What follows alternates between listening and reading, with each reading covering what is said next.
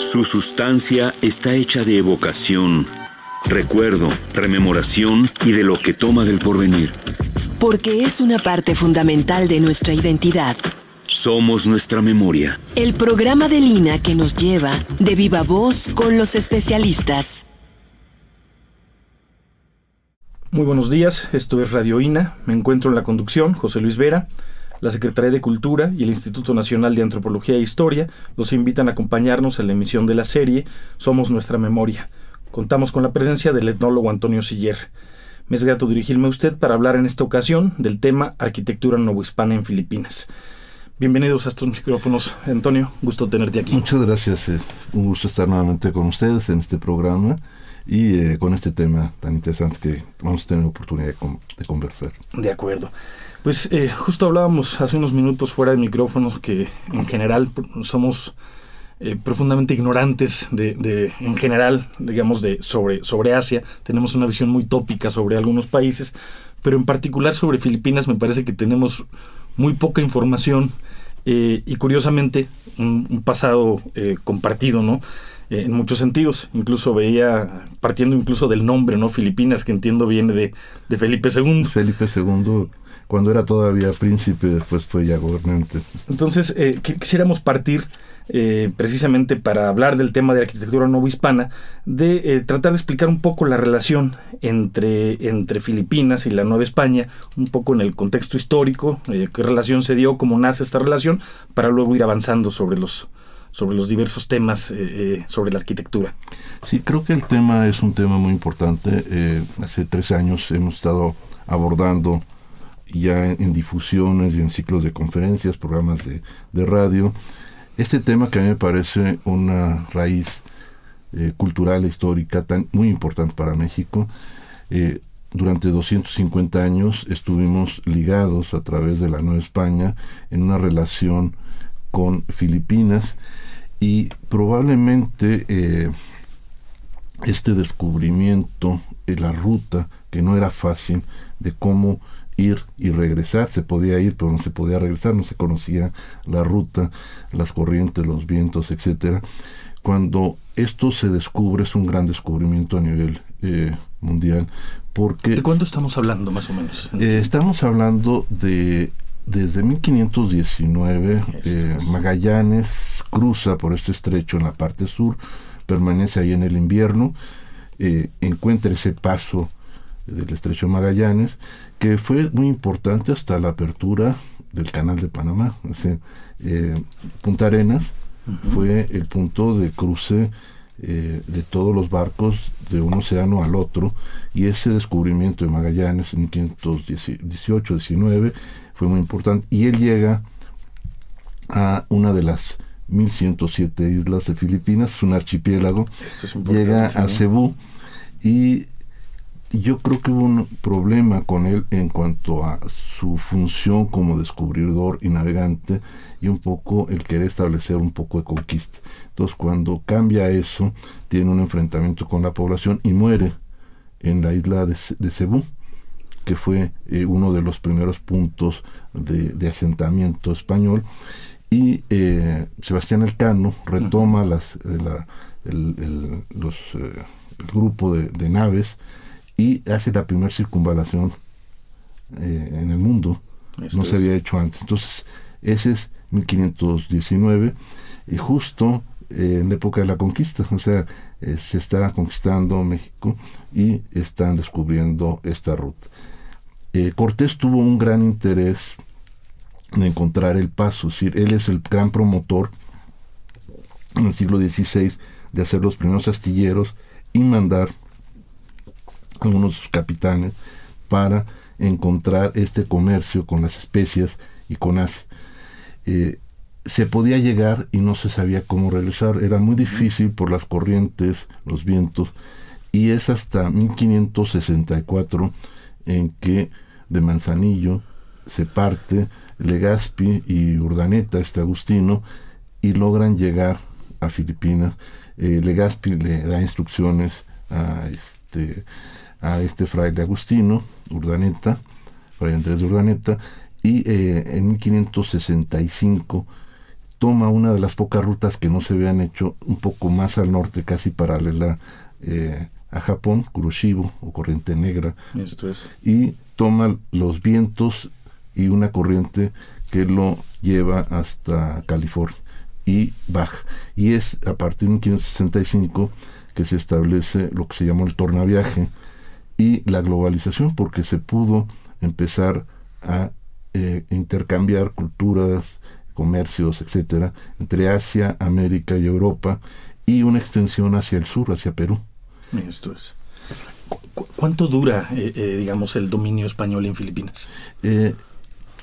Con esta empresa, el Tratado de Tordesillas reparte el mundo. Claro. Y el punto fronterizo, la frontera occidental, es Filipinas. Y además Filipinas, si uno revisa, tiene una posición estratégica, es decir, es un punto de frontera en el mar, en donde puede, sin entrar a los territorios que le correspondían a Portugal y que era difícil navegar o entrar o comerciar, tener todo lo que hay en el otro lugar a través de los chinos. O sea, son los chinos los que llevan los productos de Asia, de China, de Malasia, de la India, y se establecen además con talleres y con mercados en Filipinas, y ese punto fronterizo es el que establece esa frontera del tratado en su otro extremo, y es el intercambio de productos que se hacen con este proyecto de embarcaciones, los galeones conocidos en México como nado de China, pues el galeón de Manila, el galeón de Acapulco, el galeón de La Plata, ha recibido muchos nombres, y se establece ese comercio global, es decir, productos que de allá llegan a América, a México, y luego se van a España, y de España vienen aquí y se llevan a Filipinas. Entonces hay una globalización en ese momento, en 1565, que no se había tenido. Es decir, en otros momentos de la historia pues se comercia con ciertas áreas, pero no se tiene esa concepción global, y es a partir de ese momento en la que México está en el centro. Más ahora con todo esto que sucede, pues México tiene una liga histórica de 250 años. Esto duró hasta 1815, con la independencia se rompe ese proyecto del galeón y se abre al libre comercio. Oye, en ese sentido, y antes de empezar a hablar de arquitectura, pues en estos vínculos comunes, en este comercio entre Filipinas y Nueva España, ¿qué nos traen? ¿Qué se llevan? Nos llega todas las especias que no conocíamos y que se fusionan con nuestros platillos tradicionales, que sin esas especies no tendrían esa gastronomía, esa cualidad. Uh-huh. Y ellos también se enriquecen con cosas que se mandaron. Comentábamos que, por ejemplo, la piña se les lleva y se vuelven locos. La piña la transforman hasta en textiles, las fibras, y hacen hasta unas camisas muy elegantes. Su guayabera es una guayabera hecha de fibra de piña, y se llama varón tagalo. Uh-huh. Y es lo más elegante que hay para vestir. Es una especie de filipina, como nosotros les decimos. Exactamente. Los camotes se empiezan a sembrar allá. Hay una isla frente a Cebú que se llama Los Camotes, es decir, entonces se lleva el cacahuate, la papaya, el maíz, que no se desarrolla tanto, y se llevan muchas de las cosas americanas y que se empiezan a producir allá. Y ellos nos envían muchos productos que los vemos todos los días. Por ejemplo, los mangos de Manila, llamamos el tamarindo, muchas tradiciones que sí no son mexicanas, las peleas de gallos, vienen de allá. Esta bebida que se hace en la costa de México, la tuba, es una bebida filipina. Wow. Tenemos una cantidad muy muy grande de productos que se envían y se intercambian, pero además en el arte. Gran parte de nuestro Museo Nacional del Virreinato tiene 3 salas ahora extraordinarias, donde han puesto toda la porcelana que llegó con el galeón, y que familias pedían que les pusieran su nombre y mandaban a hacer los chocolateros, o sea, las vasijas para tomar chocolate, y el chocolate que se va también, el cacao que se va también a Filipinas, el marfil, las sedas, y toda esta liturgia, estos cristos hechos en marfil, y que tenemos en estas colecciones de nuestros museos, pero en muchas de nuestras iglesias, eran producidos por artesanos chinos en Filipinas. ¿Y qué me dices de la lengua, del castellano como vínculo común? Sí, el castellano se llegó a hablar, se hicieron, los agustinos fueron la orden que llegó y que más desarrolló esta relación, y se hicieron estos catecismos, o sea, la misma experiencia que se había hecho en América, hacer catecismos en las lenguas de ellos. El tagalo es una de las muchas que hay ahí, es decir, es la lengua oficial junto con el inglés actualmente. En algún momento se habló también el español, pero el tagalo es solamente el de la isla de Luzón, que es la principal. Hay muchas otras lenguas en todas estas islas, pero fue como la lengua franca, o sea, fue la que dijeron, el tagalo vamos a usarlo junto con el español en su momento. Entonces se hicieron catecismos en lenguas de ellos para hacer la evangelización de muchas de estas comunidades, con la diferencia de Mindanao, que es una de las islas más grandes al sur, que tiene la influencia musulmana. Y ahí no pudieron entrar nunca los españoles. Me comentaba un colega que se hicieron fortificaciones y se mandó población tlaxcalteca a ocupar estos lugares, pero era la línea de fuego, porque ahí se tomaban y se perdían, y actualmente ¿de cuándo estaríamos hablando que ocurrió este intercambio? Final siglo XVI, y actualmente hay mucho respeto a esa región. Hay un día que se celebra el Día Musulmán, y lo celebran en todo Filipinas, en respeto a la otra religión que también permanece. Y la religión, creo que es el punto. Sí, la lengua, el español no está, pero la religión católica está presente. Y está el culto a la Virgen de Guadalupe, son muy guadalupanos, es decir, los cohesionó la religión más que la lengua, ¿no? Bueno, pues ya se ve que el intercambio fue mucho más intenso de lo que uno tiene idea en principio. Y me gustaría ir entrando poco a poco en materia sobre la arquitectura. Quisiera preguntarte si nos pudieras describir cómo eran las construcciones en el territorio de lo que hoy es Filipinas antes de la llegada de los españoles, y en qué sentido podríamos hablar de vínculos con la propia región geográfica, con los países próximos, digamos, antes de que pues se dé este encuentro y se empiecen a dar todos estos intercambios. Sí, había un gran comercio ya anterior de China, o sea, China navegaba, comerciaba con estas islas, y seguramente muchas influencias, sobre todo, yo creo que Filipinas tiene un desarrollo importante en arquitectura y navegación, no de mar, pero sí entre islas, porque sus caminos son de agua. O sea, el tránsito dentro de las islas es difícil, porque es una zona, es un cinturón volcánico, es decir, este cinturón de fuego que da vuelta en la costa de México, llega a Sudamérica, hace una vuelta, y el cinturón de fuego está marcado por las islas. Japón forma parte, entonces una zona de sismos, terremotos, y los tsunamis y los huracanes, que allá les llaman de otra manera. Entonces esa relación existía de navegación con esta región externa. Entre ellos no navegaban fuera, sino de isla a isla, pero los asentamientos en la costa permitían el abastecimiento de recursos, y la arquitectura naval de canoas y cabotaje, pues, y el uso de la madera lo llevaron a su arquitectura. La arquitectura yo la he identificado como arquitectura vernácula, la que ha sido más tradicional y que se ha conservado con algunos cambios. Y la arquitectura que llamo histórica es la que en cada uno de los momentos ha tenido otras influencias y se ha ido transformando, sobre todo en centros urbanos que se establecieron. Entonces ese ya tiene presencias asiáticas, presencias españolas y sobre todo presencias novohispanas.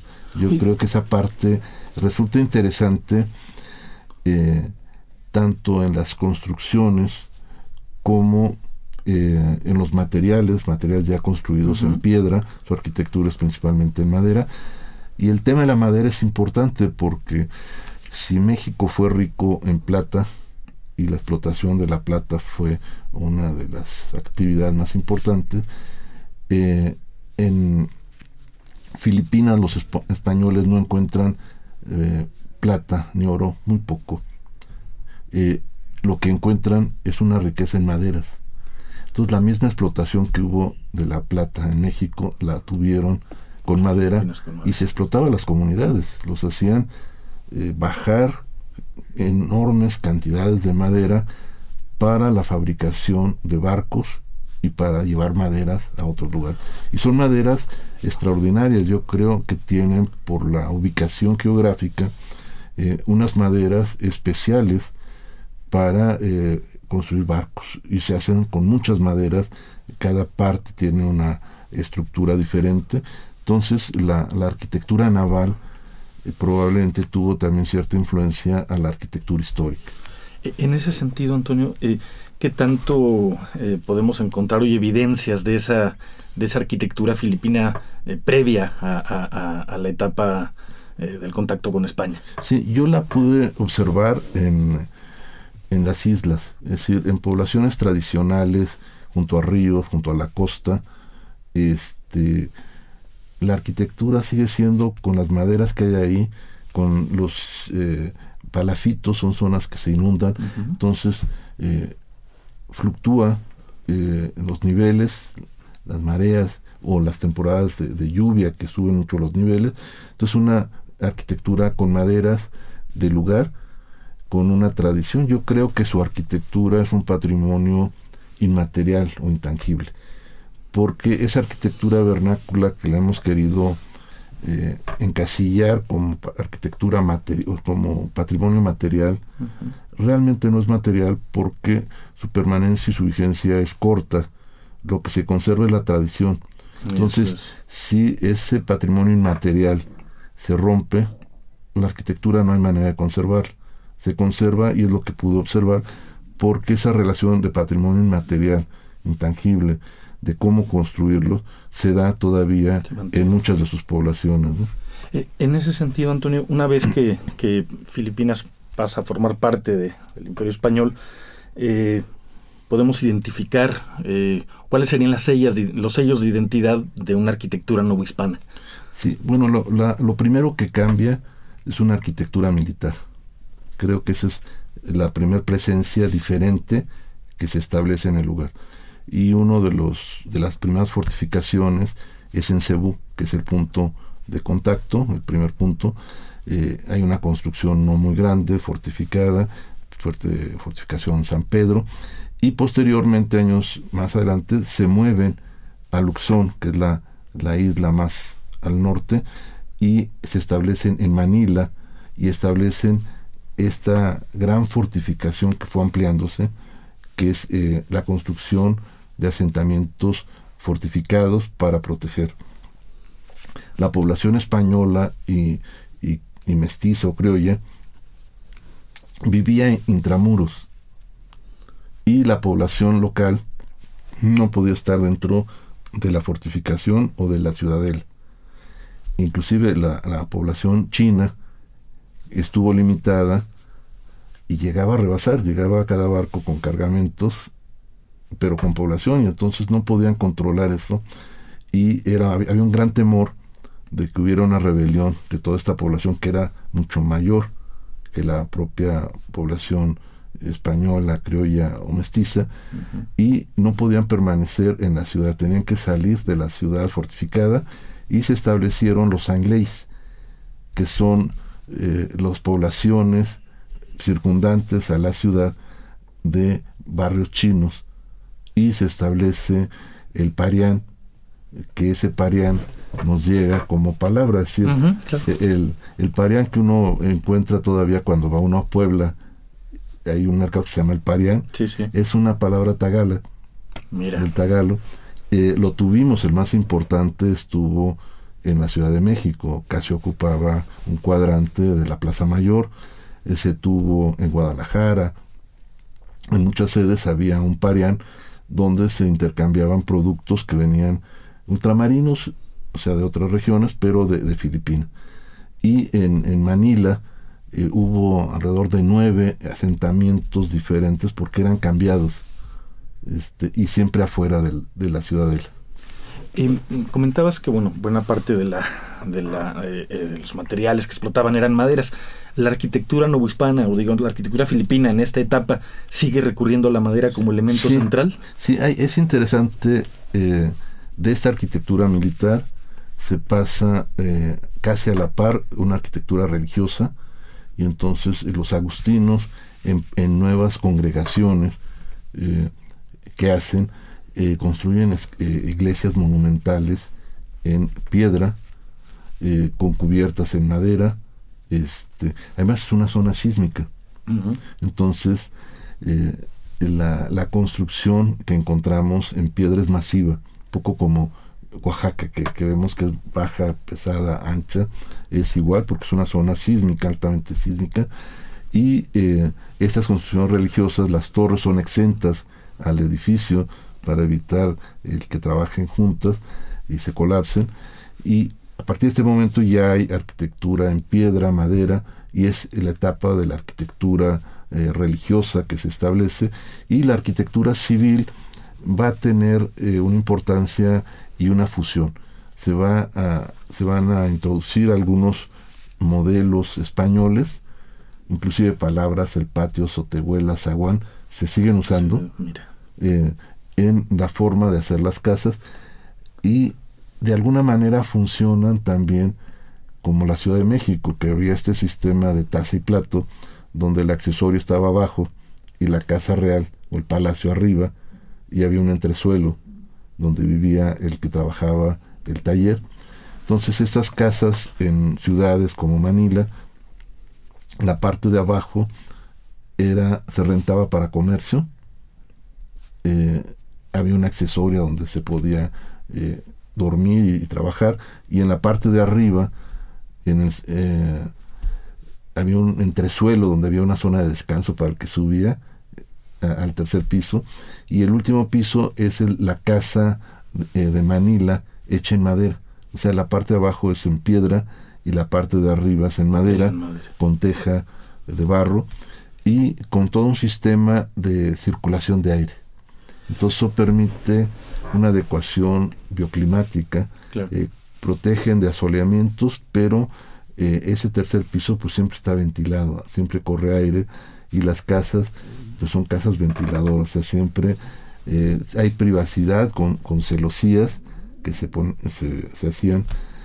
Curiosamente, con una concha se hacía una especie de tragaluz vertical. Uh-huh. Y entonces cerraba el sol, se abría y circulaba el aire. Entonces esa distribución en el último piso era la estancia, era lo que en la Ciudad de México se llamaba la planta real. Uh-huh. La planta de habitación es en el último piso, y esta ya tiene influencias de distintas regiones, sobre todo de españolas, de la Nueva España también, y las tradiciones. O sea, en la arquitectura religiosa nuestra presencia novohispana pues está con la Virgen de Guadalupe. Ese es un tema central. Uh-huh. Las fiestas, las posadas, es decir, todas las festividades tradicionales se llevan, y me sorprendió la presencia de un Cristo Negro. También. Así como tenemos en rutas de comercio, en las costas, sobre todo rutas comerciales, iglesias que coinciden la fiesta del Cristo con la feria, tenemos afuera de Manila, en la periferia, un barrio y una iglesia dedicada a un Cristo Negro. Oye, Antonio, ¿aún hoy se conservan, digamos, estas primeras edificaciones de arquitectura novohispana?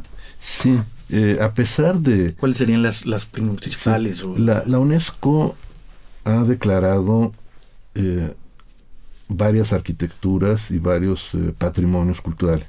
Uno que a mí me pareció extraordinario es en la zona norte de Luxón, que se llama Las Cordilleras.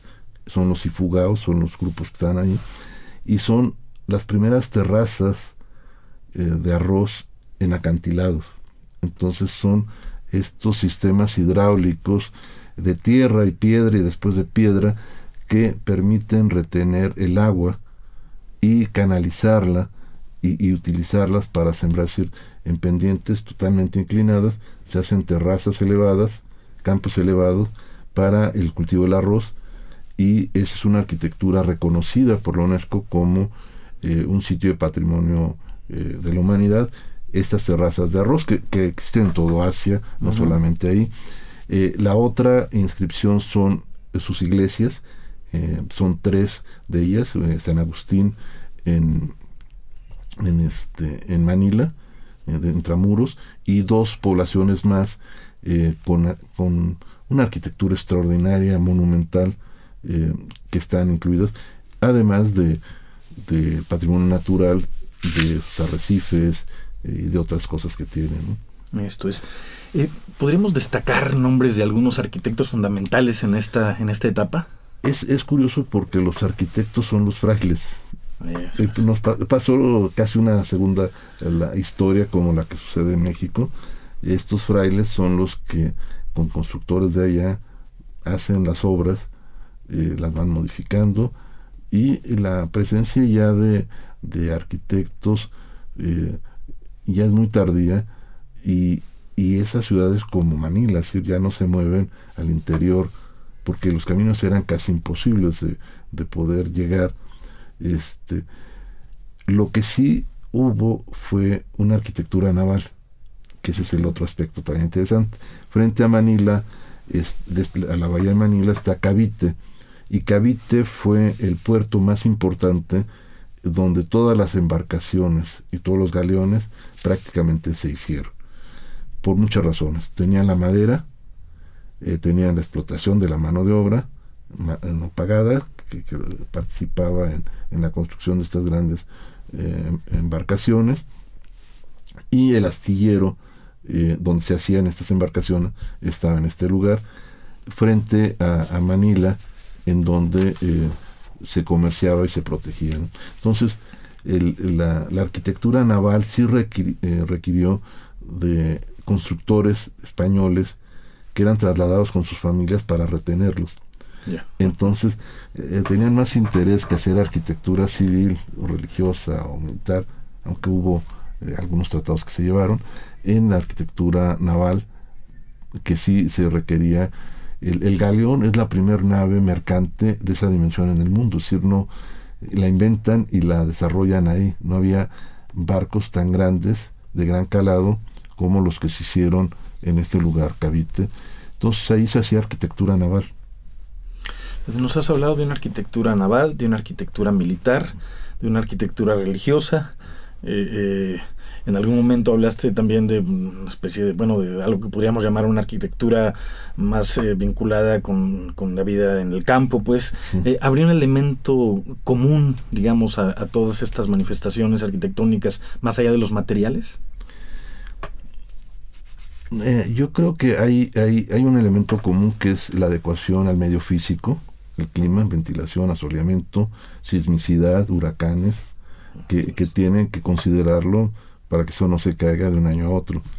El uso de los materiales locales, la mano de obra, el diseño de algunas ciudades que se hacen ya con retículas y se hacen los asentamientos, son ciudades que tienen una gran actividad comercial. Vigan es una ciudad que declarada patrimonio como ciudad histórica, y tiene una gran influencia asiática por el comercio que se tenía con China en este lugar. Entonces hay una traza ya española de la plaza, el cabildo, la iglesia, el urbanismo en algunas ciudades, y otras intramuros en ciudades como Manila, ciudades fortificadas, que pudieron resistir prácticamente hasta 1815, que se sale, se termina ese control del galeón, y Hay una gran destrucción, es otro tema como ya para el final del colapso de esta arquitectura, que es la Segunda Guerra Mundial. Uh-huh. Estaba revisando en algunos trabajos que las ciudades más destruidas del mundo fueron Polonia, en Europa, las de Japón, Hiroshima, Nagasaki, y la ciudad de Manila prácticamente desapareció por bombardeos. O sea, si uno ve fotografías después de la ocupación japonesa y de la ciudad, se conservaron destruidos las murallas, un poco San Agustín, uh-huh. Pero ve uno, así como esas fotografías que se ven de Polonia, devastación. Es devastación total. Entonces se ha reconstruido la traza, y los lugares se han marcado donde había conventos, hospitales de distintas órdenes, franciscanos, agustinos, dominicos, pero esa gran ciudad que está declarada Patrimonio de la Humanidad, como es Manila, se destruyó, reconstruida en el siglo pasado, ¿no? Esto es, quisiera recordarle a nuestros oyentes que estamos conversando con Antonio Sier sobre la arquitectura novohispana en Filipinas. Hablaste hace un rato de la importancia de la religión católica, ¿no? Como vínculo, además, la importancia del guadalupanismo en Filipinas. Y me gustaría que nos hablaras un poco sobre la construcción de iglesias y conventos, cuáles fueron las primeras y cuáles son sus características fundamentales.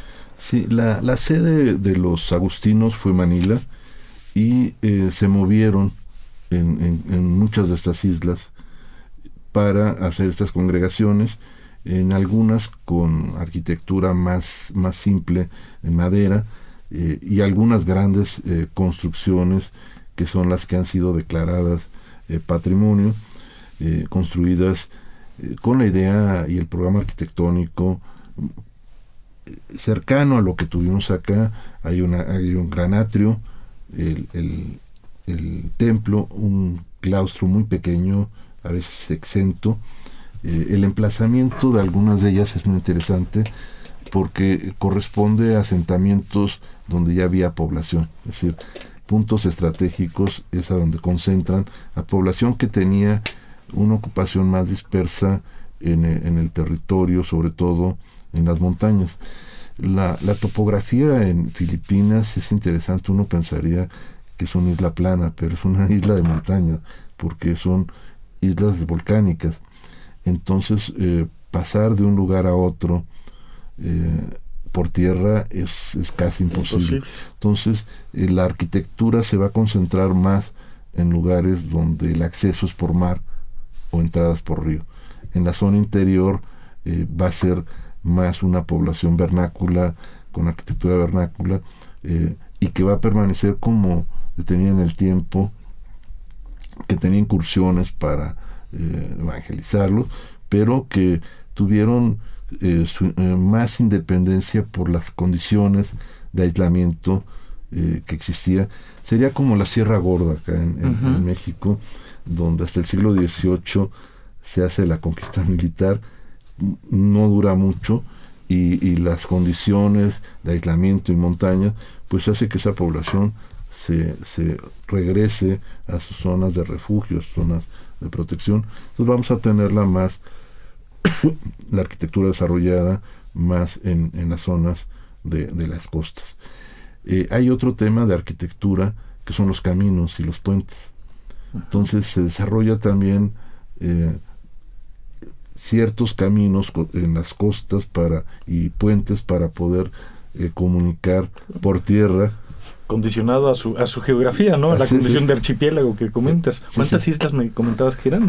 1107 islas. Entonces, me imagino que fue un programa casi imposible para los españoles de tener control tan lejos, con tan poca población hispana, y se concentran en Luzón, que es la isla principal, en Cebú y en otras de las islas, pero seguramente muchas de las regiones permanecieron aisladas, como se siente todavía. Es decir, entrar a la zona de los Ifugao, que son los grupos de las montañas, pues son caminos muy angostos, recientes, y encuentra una nueva población que tiene una estructura y una capacidad de organización interesante. Los que viven en las zonas de los arrozales regulan la densidad de sus pueblos y de sus cultivos, o sea, no puede haber más gente que los campos.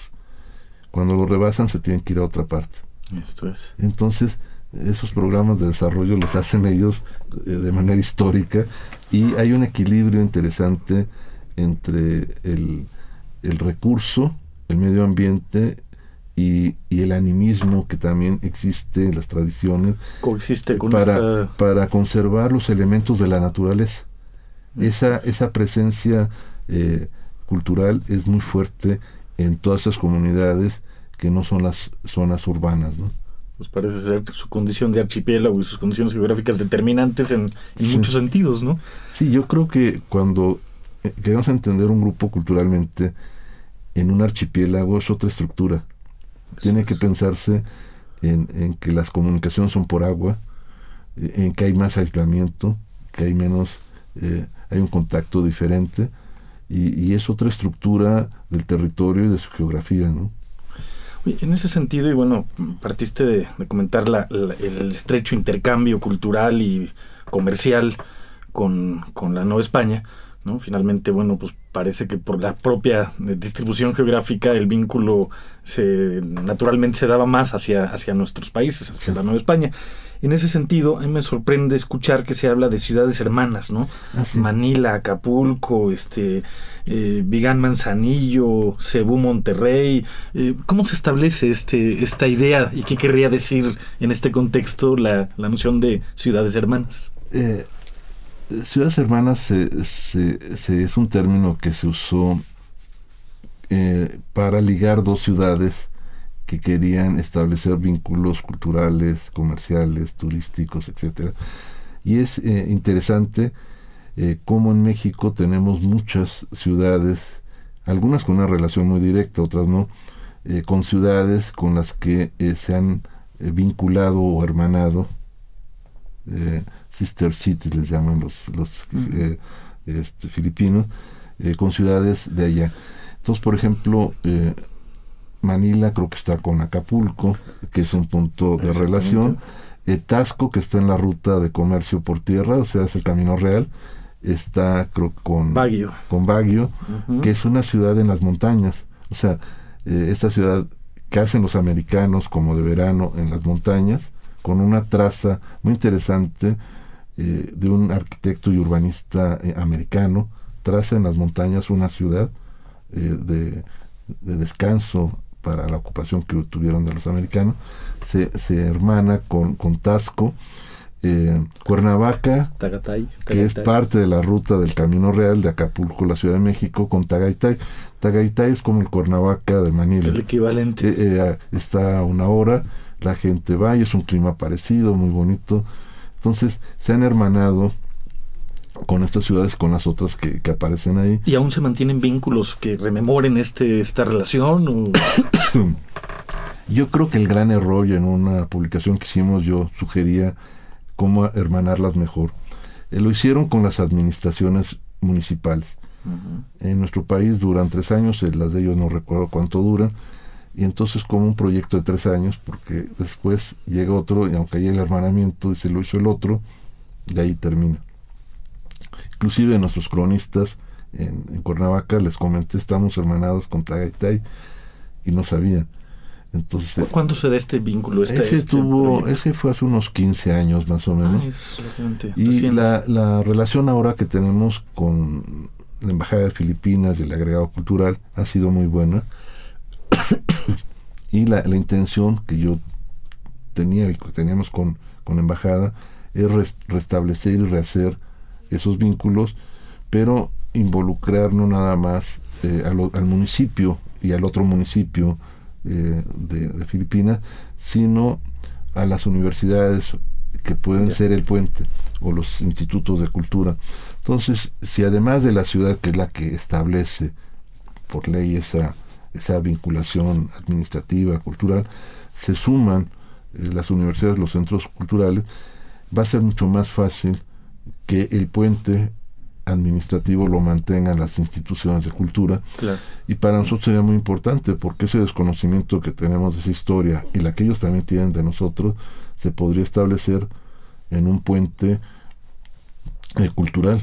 La radio sería un puente inmediato, es decir, este programa lo pueden estar bajando y viendo allá en Filipinas, y algunos que ellos estuvieran realizando podríamos tenerlo. Entonces, yo creo que las instituciones, las universidades deberían de sumarse en esta reestructuración de hermanamientos que permitirían intercambios. Eso también sería muy importante, intercambios de investigadores que van allá, de estudiantes, de turismo, etcétera, que es un vínculo cultural existente. Si los filipinos les gusta venir, cuando vienen a visitar, por ejemplo, la Basílica de Guadalupe y muchas cosas, y tenemos otros productos, por ejemplo el arroz, no lo hemos mencionado, pero el arroz que se empieza a cultivar en la costa de México sube a algunas regiones, como es el caso de Morelos, en donde logramos hace un par de años la denominación de origen en México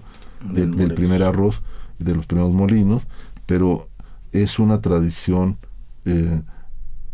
que se requiere todo un conocimiento de cómo trasplantar y desarrollar el cultivo del arroz. Entonces, México tiene en Jojutla, en Zacatepec, el germoplasma más importante de arroz en México y probablemente Latinoamérica, me decía uno de sus investigadores. Y la sede en Filipinas es una de las más importantes de Asia. Entonces, a nivel científico, ya a ese punto podría establecerse una relación importante, ¿no? Claro. Me gustaría que, hace un rato lo mencionaste, ¿no? La presencia de parianes en México, en Morelia, en Puebla. De alguna forma lo que nos has venido comentando es cómo se ha dado este intercambio y cómo el intercambio ha sido mutuo. En ese sentido, me gustaría si pudieras ampliar un poco la idea de la influencia de la arquitectura filipina en la propia arquitectura de la Nueva España en un primer momento, y porque tenemos todavía muchas evidencias. Sí, hay unos planos antiguos del Parián, uno de los 9 que se hicieron en Manila, y es un mercado perfectamente estructurado, o sea, el de allá. Tiene una serie de calles interiores que son como las calles comerciales. Está todo cerrado, es intramuros. Tiene sus calles, tiene los comercios abajo donde se venden las cosas. La habitación de los que venden está arriba. Uh-huh. Tiene pozos de agua, tiene letrinas, tiene una capilla. Entonces se llegó al desorden que había como de tianguis, a establecer un mercado, un parián perfectamente ordenado, como se ordena también el que se tiene en la Ciudad de México, que en litografías y en biombos vemos que se entraba a una construcción cuadrangular en donde había locales adentro donde se podían comprar los productos, degustar especias y cosas, y es un sistema ya ordenado de mercado. Inclusive la palabra tianguis del náhuatl, hay muchas palabras del náhuatl en Filipinas, la usan, llaman tiangués. Mira. Para sus lugares de plazas o mercados. Entonces esa presencia de uno y otro está vinculada en esas tradiciones, a veces no todo en material, sino en inmaterial. Es decir, muchas tradiciones y costumbres están permanentes, y el hecho de que estén vivas es que tienen cierta continuidad, claro. No se han roto, ¿no? Claro.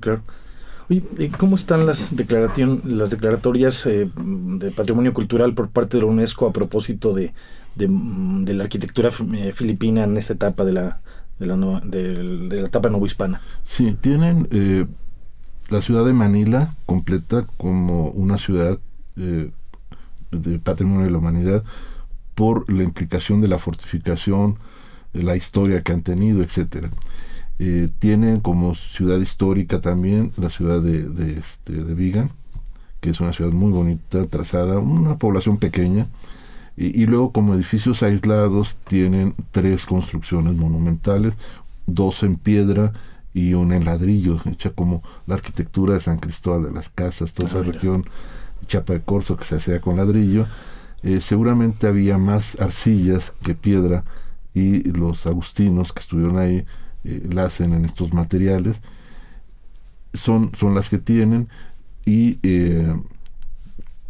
tienen además las de patrimonio natural.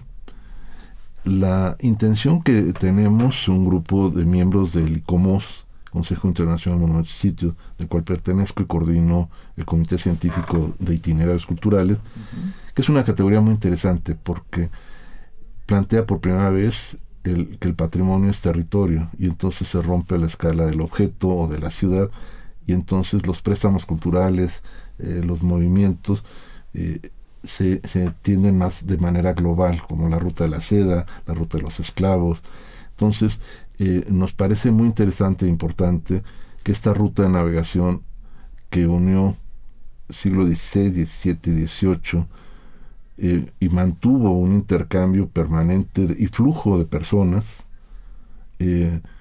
pudiera ser estudiada, documentada por varios países. Podría estar perfectamente, sería una declaratoria multinacional, claro, en donde podría estar España, donde hay gran interés, Filipinas, México y Sudamérica, sobre todo Perú.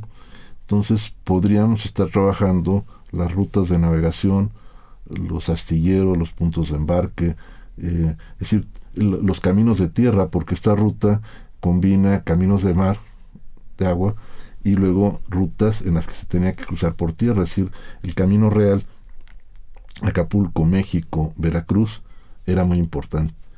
Y la administración y la economía para abastecer a las flotas, por ejemplo, se tenía que viajar durante 3 meses más o menos a Filipinas, y el regreso 6-7 meses.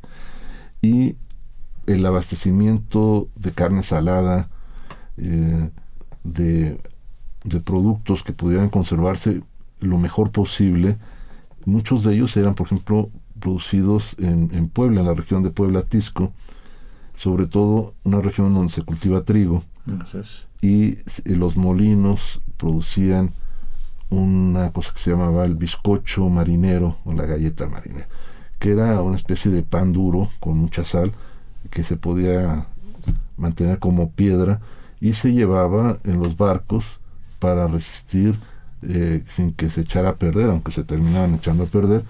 Entonces la producción de esta región pues tenía un mercado ya cautivo, que era sí, la ubicación estratégica de esta región, Puebla-Tlisco, pues podía vender esta galleta marinera o bizcocho marinero para las embarcaciones que salían de Veracruz a España, o venderla a Acapulco para abastecer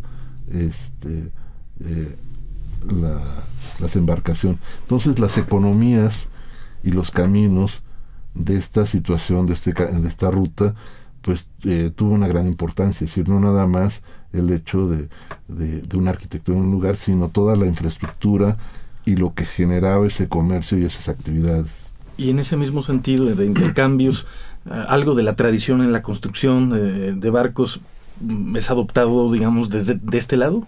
No, porque los barcos se hacían prácticamente allá. Eso es. Hay los primeros astilleros que hace Cortés en las costas,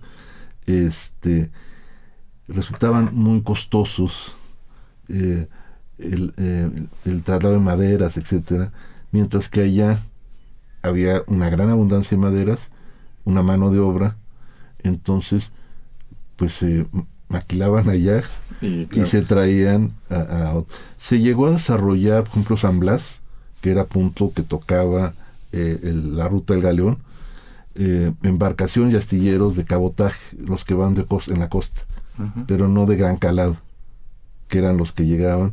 Y los barcos estos, después de 7 meses golpeados por el mar y la tormenta, pues tenían que repararse, y el único lugar era llegar a San Blas, a que fueran reparados en esos astilleros y continuar para llegar a Acapulco. Entonces San Blas fue un lugar donde se reparaban embarcaciones o se hacían, pero era muy inhóspito la estancia. Todavía uno cuando va a San Blas estaban unos días y después se cambia porque es zona de pantanos, hay muchos zancudos, calor. Entonces era curioso porque los capitanes les permitían estar tierra adentro en mejor condición, y solo cuando iban a zarpar bajaban y salían, y a la población que estaba en San Blas pues prácticamente la tenían retenida en una zona pues insalubre. Si recordemos, Acapulco se hacía población cuando estaba la feria, que era otro tema con el galeón, y después era abandonado. O sea, no había más que el fuerte de San Diego, ¿no? Esto es, en el mismo sentido, ¿hubo algunos materiales constructivos de la arquitectura novohispana filipina que fueran llevadas desde aquí? No, la madera la usaban allá, la piedra se llevaba, al parecer, que es una línea de investigación que estoy haciendo, se llevaba población tlaxcalteca, canteros. Ajá. Entonces se llevaba a gente que ayudara a la talla de portadas, y hay muchas iglesias muy parecidas a las de la región de Puebla, Tlaxcala, que probablemente son estos tlaxcaltecas que fueron y que tenían una gran habilidad para la talla en piedra, que no había esa tradición en Filipinas. Seguramente estos grandes talladores de piedra fueron estos migrantes mexicanos que seguramente participan en la manufactura de esculturas y portadas de muchas de las iglesias. Dime una cosa, hemos estado hablando de intercambio de tradiciones, de cultura, de materia prima, natural, en fin, pero hablamos también de intercambio de gente. Dices, hubo población mexicana. ¿Hubo algún seguimiento respecto de qué pasó? ¿Regresaron? ¿Iban solo a laborar una cierta temporada? ¿Regresaban? ¿Qué pasa con ellos? Yo creo que esta población migrante, como la diáspora de Tlaxcala para Santa Fe, o sea, este camino de tierra adentro, se hace con una población de 500 familias tlaxcaltecas que llegan a la Ciudad de México y se llevan al norte y se hacen los presidios, las fundaciones, San Luis, Saltillo, hasta Santa Fe, Nuevo México, y iban con la idea de que se iban a quedar allá. Yo pienso que esta otra población que se llevó se quedaba allá, y alguno que otro regresaba. Yo le di seguimiento a un tema que me pareció interesante, que se llama, más bien, un tamal que encuentras en una de las regiones de Tlaxcala, hecho con arroz y con hoja de plátano. Entonces, seguramente el tamal se lleva, y usan la palabra tamal en tagalo, se lleva de esta población mexicana, tlaxcalteca y otros grupos. No había suficiente maíz, no se desarrolla tanto el maíz, entonces el tamal que hacen ellos, su variante de tamal, a lo que le llaman tamal, es con harina de arroz. Eso es. Con cacahuate, que se lleva también, puerco que lo tenían, pero en lugar de hoja de maíz se pone hoja de plátano. Mira. Y entonces es la versión del tamal mexicano en Filipinas. Pero encontrar ese tamal como platillo tradicional en un poblado en Tlaxcala, nos dice que alguien regresó, porque no tenemos arroz en Tlaxcala ni tenemos hojas de plátano. Entonces el hacerlo a la manera de Filipinas seguramente es ese préstamo cultural. Claro, pudo haber regresado mexicanos que estuvieron allí, o ¿hay algún podemos evaluar la presencia filipina en México a partir de estos movimientos e intercambios en términos de personas, de poblaciones humanas? Bueno, en la costa de Guerrero se habla el chabacano, que es un tagalo y español. No me digas. Sí. Entonces, para los antropólogos es un tema. Claro, inclusive hay cancioneros. Me decía un amigo que trabaja en Acapulco que hay grupos que cantan Entonces yo creo que es un trabajo etnográfico, etnológico interesantísimo, Claro. de recoger gastronomía. Esa región hacen pescado seco con leche de coco, que es un platillo filipino, en Acapulco, en la costa. Y hacia arriba suben hasta Colima, y el uso de la tuba, que en Colima lo venden como aguas frescas, que es a base del coco, de una mazorca, es una bebida filipina, y eran llamados en esta región, que era donde más se concentraban, indios chinos. O sea, todo el oriental era chino, entonces no eran filipinos, eran los indios chinos. Entonces toda la costa esta del Pacífico tuvo población filipina, que seguramente se quedaron, abandonaron el barco, etcétera. Claro. Y esa presencia la tenemos con el uso de las palmeras, que también las traen y cultivan, traen de Filipinas, y algunas palabras, por ejemplo, palapa es una palabra tagala. También. ¿Sí? Bueno, ya se ve que los vínculos van más allá de lo que hoy por hoy consideramos que es el vínculo, que es el boxeo y la presencia de algunos boxeadores filipinos como Pacquiao. Ese es interesante porque los mexicanos dicen Filipinas y dicen Pacquiao. Claro. Y en Filipinas están al tanto de Márquez. Ya. Entonces, claro, pues, el tema inevitable. que nos une al boxeo, a veces yo platicaba y se terminaba la plática cuando decía Márquez, porque fue el único que le ganó a Pacquiao. Claro. Entonces, pero pensaríamos que Filipinas son boxeadores y son más que eso. No, ya lo has mostrado hoy, el vínculo es intenso y además... Rizal, que es el héroe nacional, estudia medicina en España, y él hablaba español en Filipinas, y su poesía era en español. Entonces, bueno. Sus héroes de independencia eran hablantes de castellano y escribían en español. Oye, una pregunta antes de, pues, en fin, empezar a cerrar esto. El tiempo se acaba. Que tal vez es con la que debía empezar. Es cómo nace tu interés por Filipinas, cómo nace este interés académico, y supongo que además de académico, personal por Filipinas. Es curioso porque mis hijas estudian aquí en la Ciudad de México, en Tlalpan, se hospedan en Tlalpan, y la persona que nos facilitó un hospedaje ahí es una señora filipina, señora Clay. Y a 2 semanas que se habían hospedado ahí, hizo una reunión con el embajador de Filipinas que acaba de llegar y me invitó.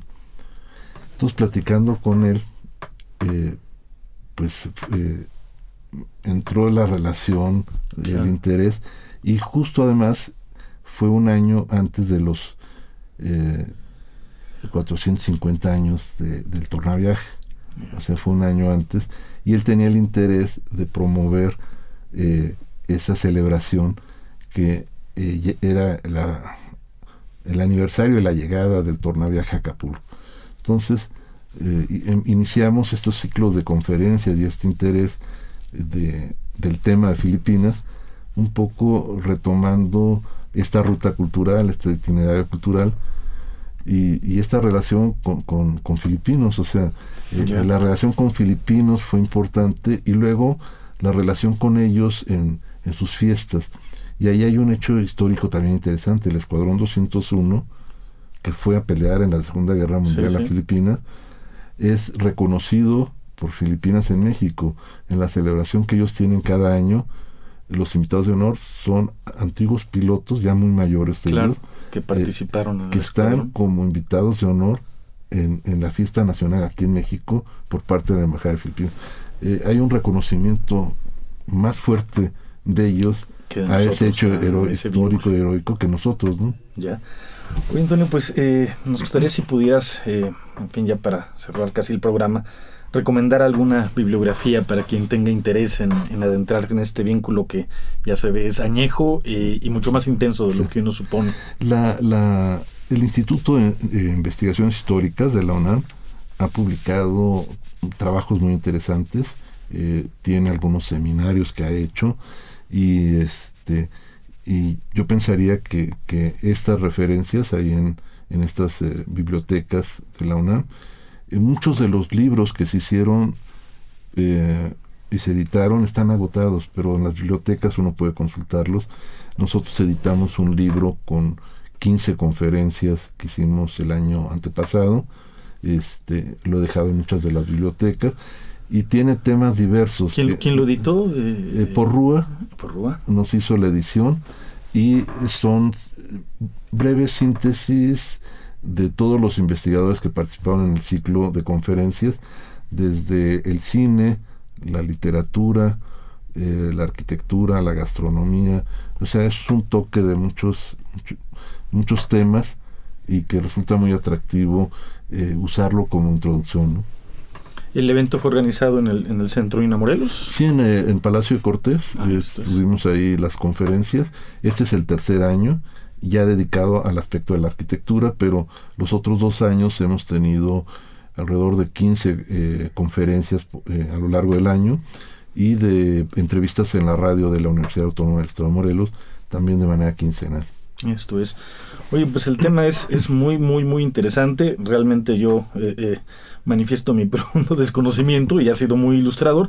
No sé si quisieras agregar algo sobre la temática, algo que haya quedado por ahí, o sobre futuros proyectos a propósito de esto. Y yo creo que vale la pena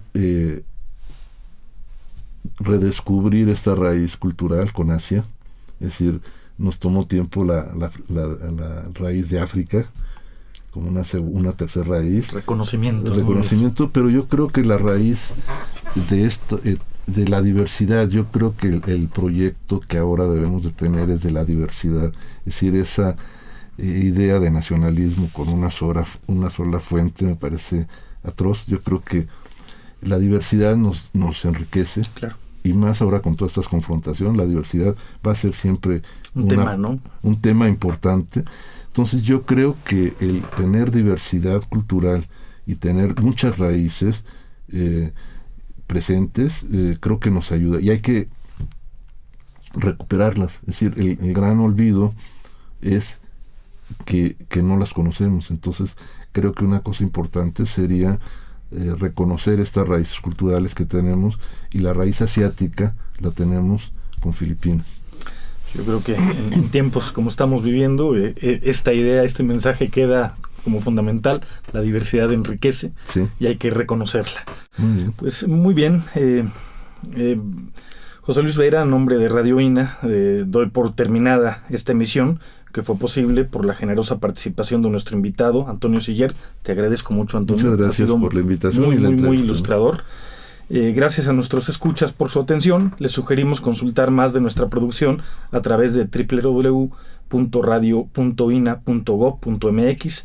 En la realización, la Dirección de Medios de Comunicación, a través de la Subdirección de Radio INA, con Gabriela Marentes.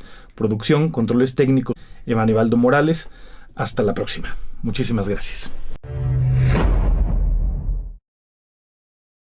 Las opiniones y comentarios aquí expresados son de entera responsabilidad de quienes proporcionan la información y no representan necesariamente las opiniones de Radio INA ni comprometen el pensamiento editorial del Instituto Nacional de Antropología e Historia.